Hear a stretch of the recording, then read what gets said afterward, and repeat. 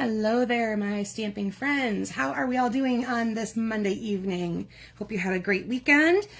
A couple rain showers came through, but people nearby me still got to have some fun out on the lake and things like that. And I got to go see Wicked with my bestie, and that was really fun. Had a great time. That's one I could see again and again if you've never seen the Broadway production, or if you're into Broadway productions, that's definitely one worth going to. Alrighty. Let me go over a couple things here before I get started on my stamping. I'm going to be sharing a couple different bundle collection type things with you tonight that you can find in the online store. So the first one is from this collection here. It's Impressions of Bloom. There is a die set that goes along with this, and then there's this really beautiful DSP, and I'm going to I'll show you what I did here as we start discussing, but let me go ahead and show you each of those DSPs. You've got basically a whole rainbow of color going on with these ones. I've already cut a piece off of this, you might be able to tell. This is a 12 by 12. The other sides have some nice patterns. So this is very subtle stripe and dot. These flowers are just so stinking cute. There's a cute little pattern on the back of that one. I love, love, love these sunflower looking ones. This is bright and cheery. Hi, I'm Tina. Good, thanks for joining me tonight. And this one, the color might not come through really great. This is actually garden green. Looks a little darker on my screen anyway. And here you've got one that's mostly the ferns and foliage kind of thing happening here with some cloud cover on the back there. And these pretty flowers here. So I really like, and for some fresh freesia on the back of that. It's got a great color palette. Just like I said, just about everything under the rainbow practically is going on there. And that's kind of what I did for tonight's samples. So when I had you guys cut 3 thin strips of DSP for our layout, what I did is I took, did you, Tina? Oh, good. So yay, you're crafting with the same things there. Awesome. I took kind of the rainbow spectrum here in my samples. I didn't use the green section. I was focusing on the ones that actually had more of the flower imagery in it.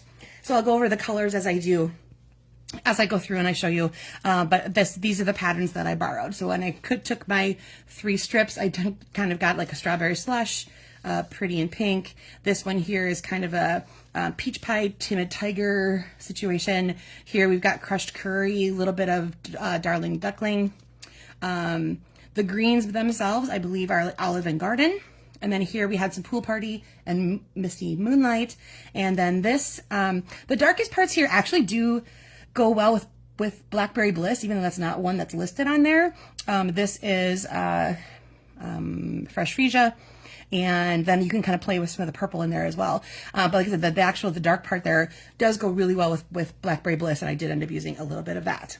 All right, so that is one collection, and this is what I'm going to be using for my on-camera sample here. You'll see these words being used and some of these flowers being used. But for the rest of them, in the word department, I grabbed a different bundle that is called... Oop, and now, of course, I left it over there. I believe it's called Many Messages, all kinds of different words, and then there's a matching die. So if there's a couple different ways you could go about this, and I'll explain what I'm going to end up doing to my collection here. But this is, you'll see this die fits over all of those words like so. And then you will cut out all the words in those different shapes. Now, one way you could do this is you could ink this all up in one color, run it through, die cut a whole bunch. You'll have all these phrases in that particular color. You could do a whole bunch of colors that you use quite often. I plan to actually just use this almost always by itself as just the shape that I'm going to put my words into, and find a whole bunch of other different words that will fit these. And because I'm going to want to use different ones of these at different times, I'm actually going to go ahead and I'm going to take my scissors to this and I'm going to cut it apart. And I haven't done that very often with some things like this, but I think this one calls for it. I'm going to cut apart all these different phrases so that I can use them just as they are. Hi, Darla. Thanks for joining me. So that I can use these just as they are for whatever I need them. And then I don't have to worry about trying to mask off to get the exact one I want, and that sort of thing. And you don't have to use them with these dies. Obviously, you can use any other dies, any other shapes, just a regular, because of course what we cut for tonight was just a rectangle of 1 by 2. So this is a fun one to have and play with that I'm looking forward to manipulating a little bit, as I just mentioned, as I go further in my process. But it literally just arrived like 2 days ago or so, so I haven't had a chance to do all that work yet. So I'll keep you posted on how that goes. Okay, so let's go ahead and I'm going to show you. Oh, there it is. I lost my spec sheet. I'm going to show you where I got the inspiration from this. I received this swap in the mail from my fellow demonstrator bestie, Amy Rich, in a swap that we were in together. And I thought this was just a really cute layout, easy to do, great with scraps if you have them. So a little bit of a stamped image, the little bit of DSP, and then of course the banner with the words. And I made this into just a regular rectangle for you guys. And you can decide what you want to do with that. And then I took that layout and I created another one for a swap that I just sent out using a new stamp set as well, that's called Not 29. And it's got some great birthday phrases and about aging and things like that. And then this one came from The Best of You, I believe, is the stamp set that the little pumpkin cupcake. Wow, that wasn't even close. Cupcake imagery comes from. So that is where I got the inspiration for tonight's layout. Thank you, Amy Rich, for that one. All right, now the actual specs. Here we go. You're going to take a piece of cardstock that's 5.5 by 8.5 and score it 4 1/4. For my sample on camera tonight, I'm going to be using Misty Moonlight. Then you need 2 pieces of neutral. One is 4 by 5 1/4, and you need an image that's about 2 by 2. You can play with this as you see when I do the my layout.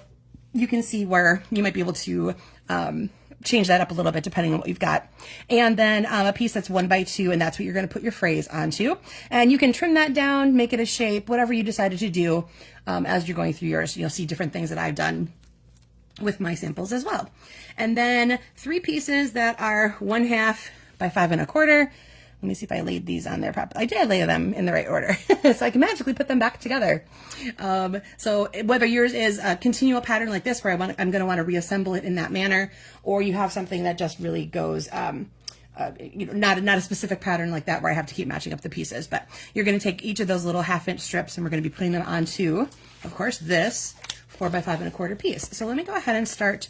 I'm going to start with my stamping elements, because then I can adjust the width in between these however I want to, but I don't want to be limited on my stamping space. I'm going to start with my stamped images, and I'm going to take a couple of the flowers from that stamp set I just showed you, the Impressions of Bloom. And I need my Misty Moonlight. Now this is a 2-step stamp, which means there's a piece that's solid, and then there's this piece here that has the more details in it. And I'm only going to be using Misty Moonlight. So what I'm going to want to do first is I'm going to take my solid piece, and I'm going to stamp it off on some scrap paper just one time, so that I have a lighter image, or lighter ink coverage, I should say. And this bottom layer then will be a little lighter. So there's my Misty Moonlight layer for that. And then if you'll notice, there was one particular petal that sticks up higher than the others. So that's how I know that that is going to be matching into that spot right there. If you want it to look very layered, which is what I'm going for here, because it's a really pretty pattern, and you have a really pretty looking flower then when you're done, if you do it that way.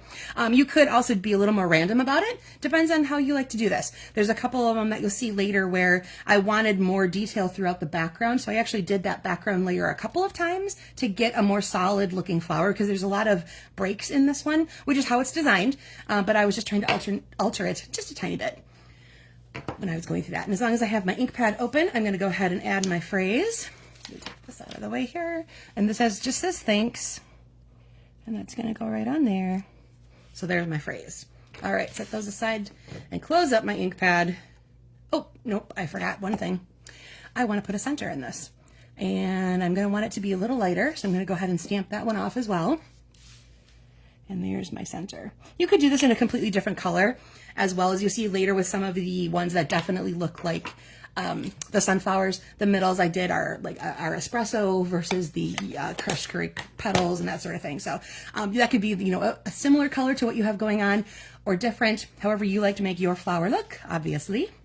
Okay, now that I have that kind of set in motion here, I'm going to go ahead and decide where I'm going to want these pieces to go. I'm going to start with the one that I want to end up the most to the right, so that I can leave just a little bit of room between where that piece is going to go. Whoop, not yet.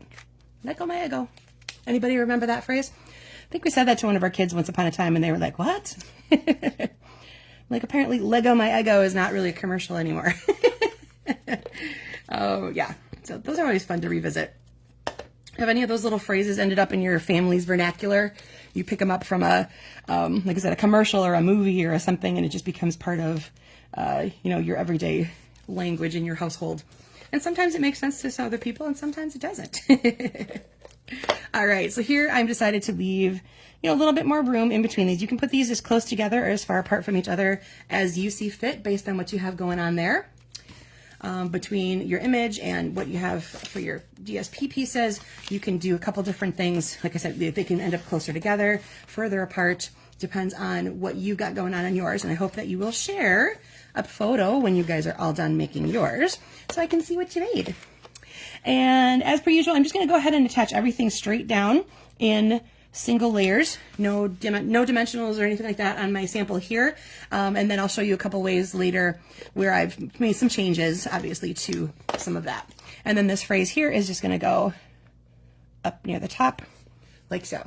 Okay, so super simple layout. Again, any imagery you've got going on here will work, and then you'll see then how I said if you wanted to have something that maybe was like a little longer, if you wanted to do a flower, stem, and leaf situation, you could just adjust where this goes and have that all kind of going in into the bottom corners here to make that space fill up a little bit more. Again, depending on the imagery that you got going on. I was just focused on this little kind of 2x2 type area. All right, so that is the on-camera sample. So again, that's Impressions of a Bloom and the Floral Impressions DSP that I showed you at the beginning. All right, so let me show you a couple different ways I changed up some of these layers here, and I'm going to bring back in this piece here. So this, you'll notice my on-camera sample came from around this section here because it leads just into the purpley colors just a little bit. So it's most of the blue tone right here. So we're going to start left to right. So here's my first one that I've got some strawberry slush happening there. And this time I took one of the littler flowers and I just used the more detailed part of it, and I just kind of used it to make my background, and I filled in that area just a little bit. And then I did cut one flower out and I have it popped up on a dimensional, and I added some strawberry slush gems to my phrase. And then again, like I said, this is the one that would start from this side here. All right, then we're going to move on to the pinky section. So this is Pretty in Pink, so you'll see that this part's pretty much right into here. Again, another flower that I've stamped on there. There's basically 3 different sizes and styles. So this is the one I just used on camera. There's this medium range one, and then there's the little one. And each of them has a center, there's a stem, and then you've got one leaf that you can do. Again, 2-step, so you have a more solid image and a more detailed. This one I only used the detailed image on my flower part. But this is what I was saying. I took that larger, or that background piece, and I stamped it a couple of times, but I only did the overlay once. So it just fills in a little bit. For me, it made a little more complete looking flower, which is what I was going for, to try to match some of these over here that looked a little bit more filled in and complete. And then I grabbed my low profile dots that are in the online store, and I have some gold ones going on right in there. And again, these phrases all came from that many messages that I shared with you earlier. Alrighty, now we're going to move into the yellowy section, and this is crushed curry. There's a little bit of darling duckling, and almost even like a very vanilla. So you could play with the different neutrals here as well and use a vanilla piece against the white. So this one, instead of having the curry or whatever as the background, I played off of more of the espresso tones that are going on inside the sunflower. So espresso is my card base. And then I have that flower again, that same one I just used in the Pretty in Pink. This one is done in the crushed curry, and it has an espresso center. And then I added some sequins. These are the neutral sequins that are still in the online store. They're in the last chance list, but they're still hanging around. They come in brown, white, gold, and silver, I believe.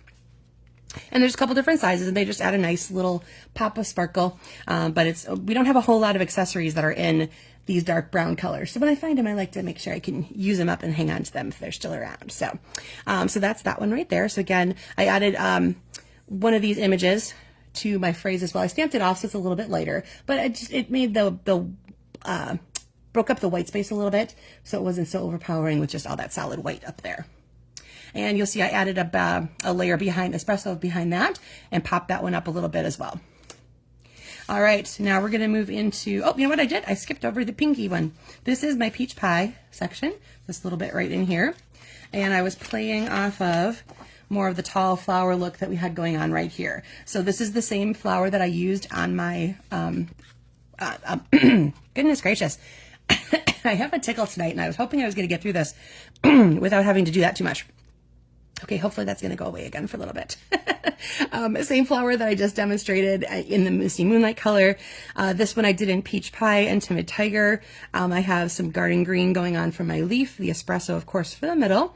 And this time, instead of putting my pieces down directly onto my white layer, I backed them with garden green. So there's a little bit more pop of the green happening throughout here, and it makes the visual of these three pieces together stand out a little bit more.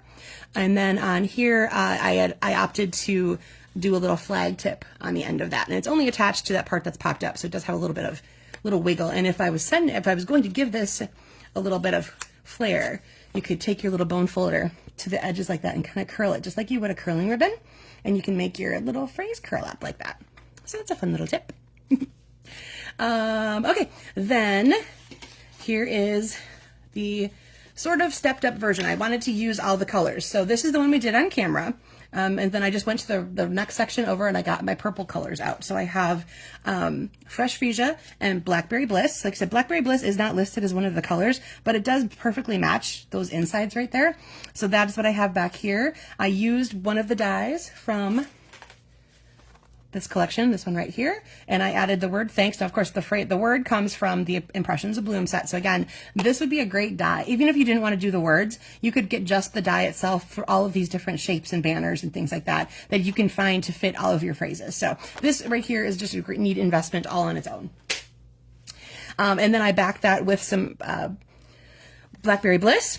I have my 3 pieces of DSP here, and then I took my Fresh Freesia marker, and I've done this trick a couple of times, and I've shown you where I usually I take my black marker and I trace around a section of the paper or the cardstock or something like that, it gives it a little more depth without adding literally more layering or anything like that. So this time I took my Fresh Freesia marker and I just ran it along the left edge of each of those pieces of DSP. So there's just a little hint of that Fresh Freesia stripe kind of happening there.